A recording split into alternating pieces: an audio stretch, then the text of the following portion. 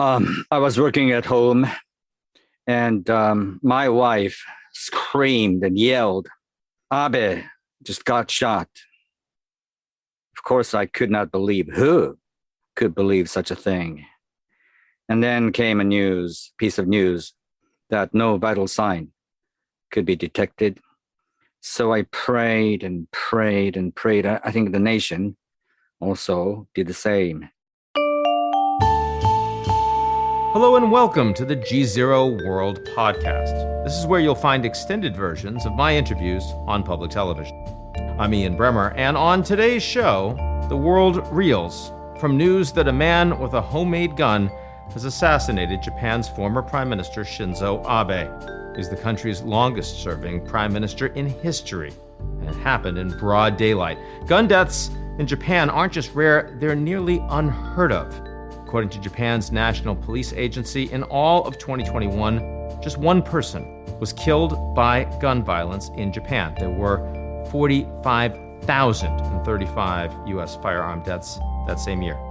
Just days after Abe's murder, Japan's ruling party and its coalition made strong gains in a key parliamentary election, helped by an outpouring of sympathy for the late former prime minister. What will be Abe's legacy, and what's in store for Japanese politics and for the country's geopolitical ambitions in the region? I'm discussing all that and more with a man who knew Abe very well, former special advisor to the Prime Minister, Tomohiko Taniguchi. He joins me from Tokyo.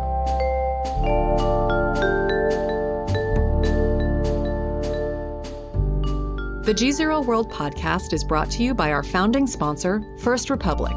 First Republic, a private bank and wealth management company, places clients' needs first by providing responsive, relevant, and customized solutions. Visit firstrepublic.com to learn more. In a world upended by disruptive international events, how can we rebuild?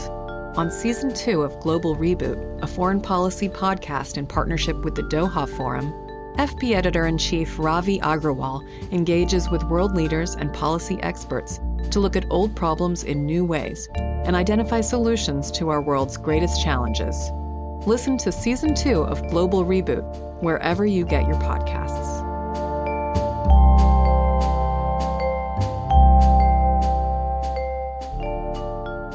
Tomohiko Taniguchi, thank you so much for joining us again on GZERO, and please accept my condolences for the horrible events. Thank you. It's been a painful couple of days. You, of course, were very close to Prime Minister Abe before, during, after his two separate stints in office. I cannot imagine what was going through your mind personally when you heard the news. Tell me where you were on the day and how you learned, and walk me through it a little bit. I was working at home, and my wife screamed and yelled and said, "Abe just got shot." Of course, I could not believe. Who could believe such a thing? And then came a piece of news that no vital sign could be detected. So I prayed and prayed and prayed. I think the nation also did the same, until finally 3 minutes past 5 p.m. Japan time, we heard that Prime Minister Abe had just passed away. I was filled with a lot of different emotions all at the same time. Disbelief, grief. The strongest emotion, of course, was anger against the suspect who is in custody. The next day, Shinzo Abe's wife, Akie, with her husband's body, came back to Tokyo's residence, and I was there. And the former First Lady, Akie, appeared apparently devastated. I don't think she was able to shed any more drop of tears. And this evening, Tokyo time, they had the first farewell ceremony. Well, it's called Spending Night with the Deceased. And it drew a huge, huge number of people. And when where Prime Minister Abe was shot, there's always a very, very long line of people who wish to leave flowers. I mean, this is, so alien to Japanese society. You've had entire years where there's been no deadly gun violence, the entire nation, and then suddenly the most important, the longest serving prime minister in Japanese history gunned down and killed. I mean, it's like it's another planet all of a sudden. I'm wondering how you think the nation can process this, right? In the United States, it's thoughts and prayers, it's outrage, you move on to the next cycle. In Japan, it couldn't be farther from that. So I'd like you to share your thoughts on that issue. And it's too early for me to actually chew and digest what happened. But at the same time, I don't think this is a tip of any iceberg because it's such an isolated incident. The suspect is such an isolated individual who had very few friends himself. And he was monomaniac on a lot of things, one of which was to manufacture homemade guns. Who could prevent such an individual from resorting to unspeakable acts like that? Certainly, the police may deserve accusations because not many members of the police, it looks, were looking behind the prime minister. So one of them or two of them should have taken a close look at what was going on behind the scene, behind the Prime Minister Abe speaking. But yes, as you say, it's almost like a parallel world. And if in another parallel world, Shinzo Abe was alive, I would very much like to fly over there. That's the sort of feeling. I don't think this is going to change Japan's social fabric that much. The criminal, the suspect, is going to be facing trial, but that trial is going to be anything different from the one to be given to someone who actually killed an ordinary person. So over time, this is going to be history, but people would look back at the 8th of July 2022 still with disbelief, and what Shinzo Abe accomplished will stay on to form still the direction of Japanese diplomacy and economy. Well, let's talk a little bit about his legacy, because from the United States, we talk about the Quad, we see CPTPP, we see all of this new architecture, both engaging with the United States as well as bringing democracies in Asia together. The first time I had ever heard about the League of Democracies and that form of alignment, it came from former Prime Minister Abe. Talk to us about his legacy. How is Japan and how is the world different because of his premiership? Many in the United States and other parts of the world associate Japan with entrepreneurship exhibited by such individuals as founders of Sony and Honda.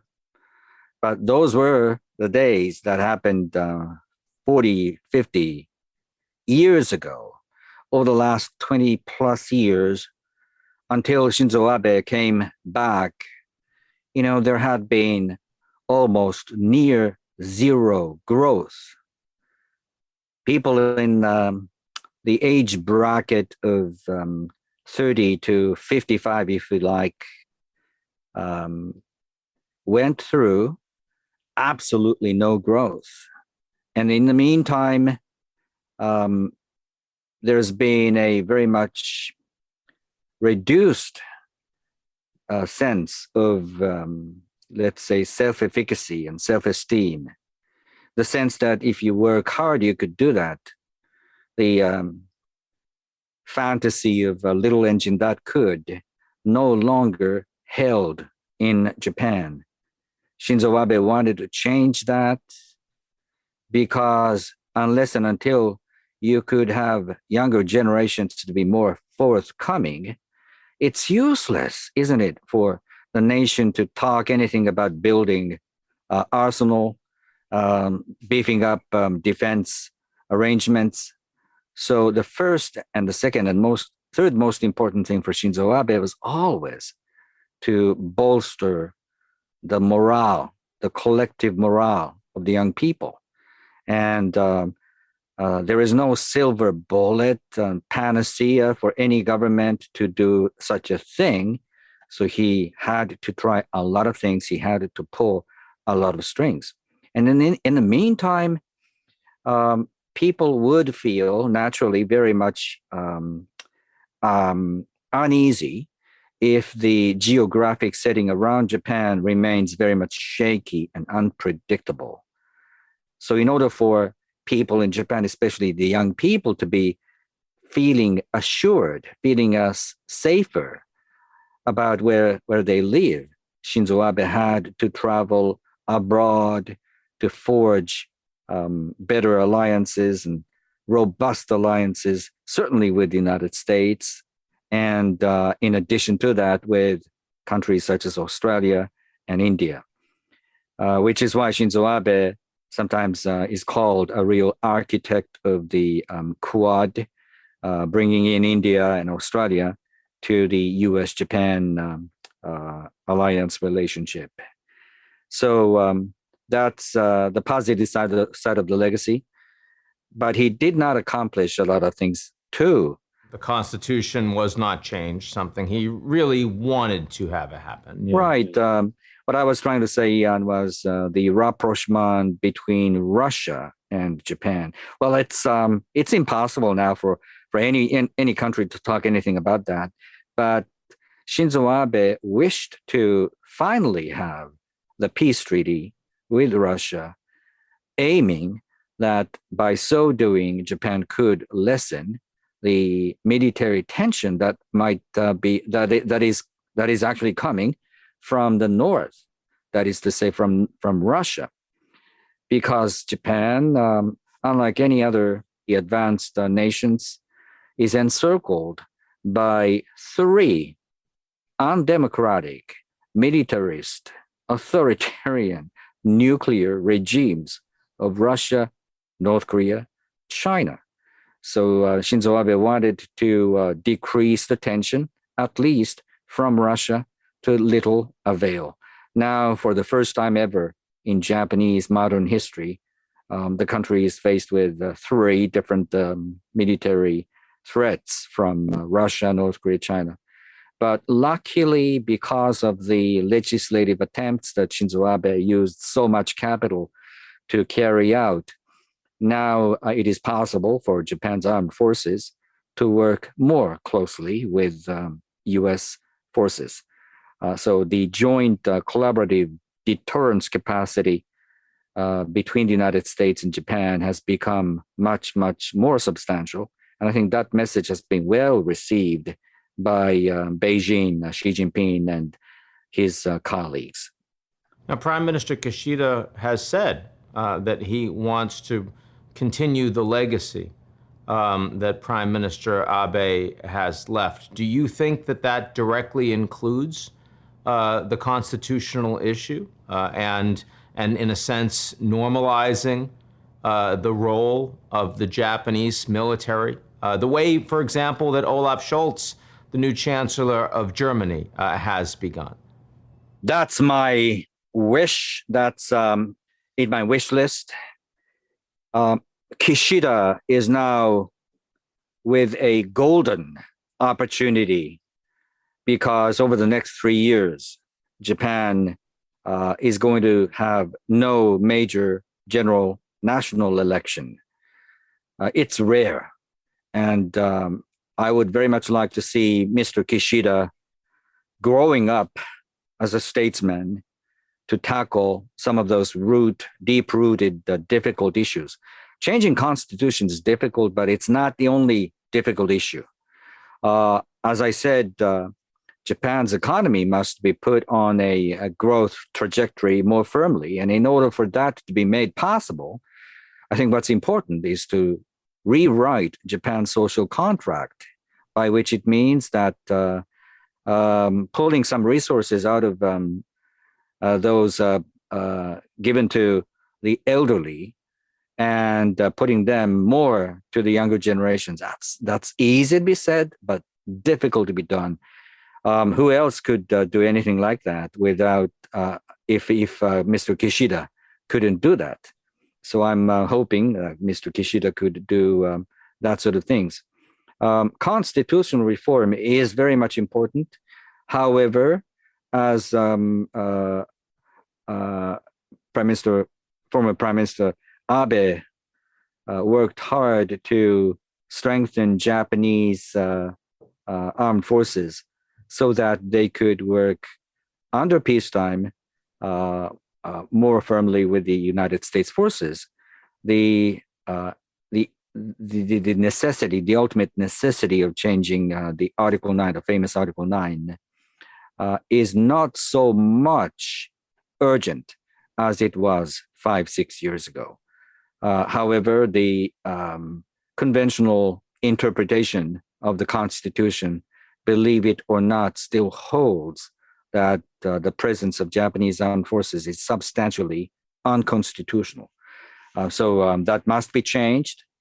And I'm saying that Prime Minister Kishida, because he is now endowed with much more substantial political capital, should tackle these issues head on.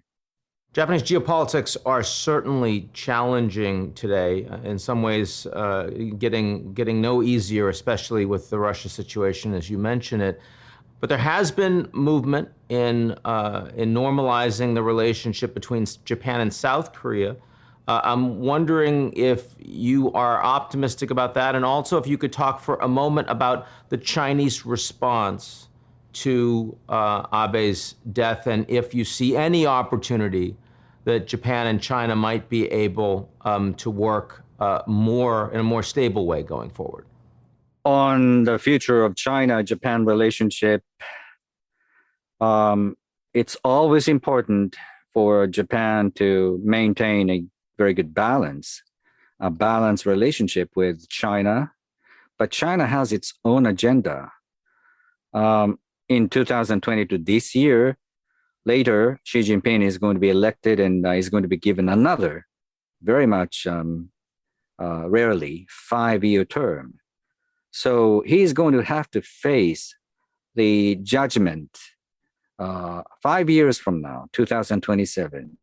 And that year just happens to be the centenary year for the People's Liberation Army.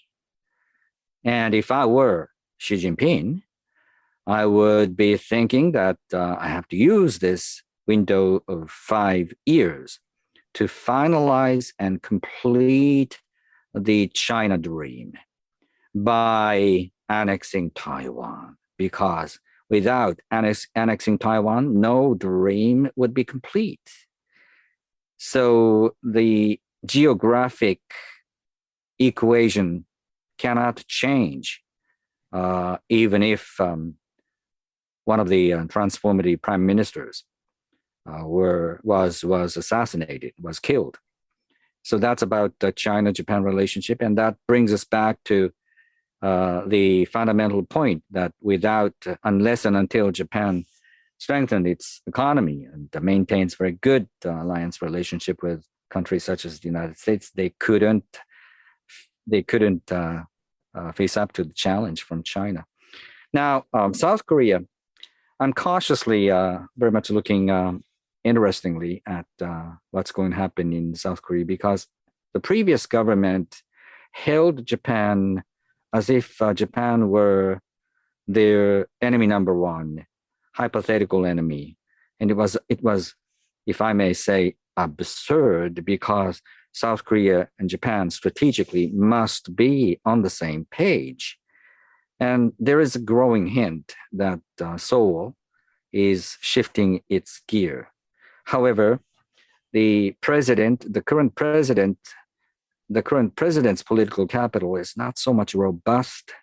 The parliament is divided. The opposition party in the parliament is still pretty strong. And for them, accusing Japan is very much an easy sort of thing, always, to, diversify their political arguments. That's been a recurring pattern, and I would very much like to see that the new government under the new president could see the geographic reality. Because if you lose, for instance, Taiwan, there's going to be anything like peaceful and stable economic development for East Asia, including Japan and South Korea. The presence of the United States forces in South Korea would be all of a sudden very much weak if we lose Taiwan. So I'm talking about Taiwan, but Shinzo Abe, over the last several months, focused his attention very much keenly and acutely on Taiwan. If he were alive, he would perhaps try to go to Taiwan this year and see what was going on through his own eyes. Before we close, it's hard to ask this question because you and the nation are still very much experiencing a trauma.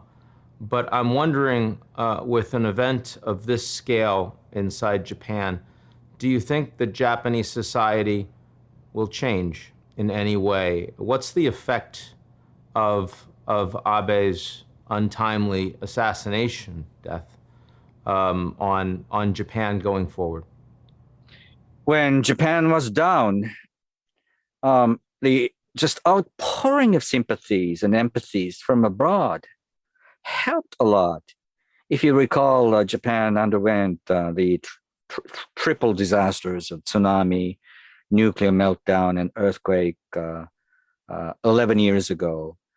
That was the time when people from all over the world came out and said, carry on to the Japanese. And that's exactly the same that's going on now. Each and every day since Friday last week, we woke up, people in Japan woke up looking at the outpouring of sympathy. The Israeli, in Israel, the bridge that connects Jerusalem and the outer community had Japanese flag as a sign of showing sympathy. My hope for the future, Ian, is that Japan will change for the better, because Shinzo Abe worked hard to be an accidental, in my own term, cheerleader in chief, who always encouraged women to break glass ceilings and encouraged 20-something and high teens to be more ambitious. So that's the positive legacy I would very much like to see taking root among Japanese young people. And if that's going to happen, really, Japan is going to be a different place in a better sense of the word. Well, Taniguchi-san, I look forward to seeing you personally in better times, and I thank you for joining us today. Thank you. Thank you very much for having me. That's it for today's edition of the GZERO World podcast. Like what you've heard? Come check us out at gzeromedia.com and sign up for our newsletter, Signal.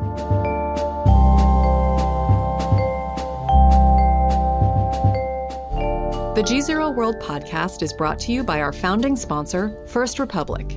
First Republic, a private bank and wealth management company, places clients' needs first by providing responsive, relevant, and customized solutions. Visit firstrepublic.com to learn more.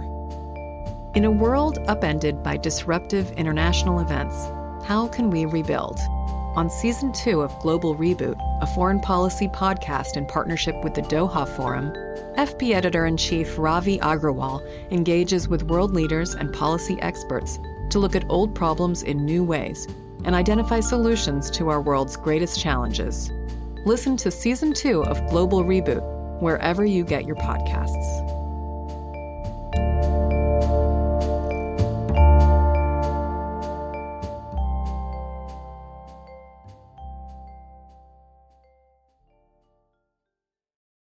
You're listening to the GZERO World with Ian Bremmer podcast, your weekly geopolitical deep dive into the world's biggest news stories, featuring in-depth conversations with global leaders and newsmakers. To get more of GZERO's insights on global politics every morning, sign up for our free newsletter, GZERO Daily, at gzeromedia.com.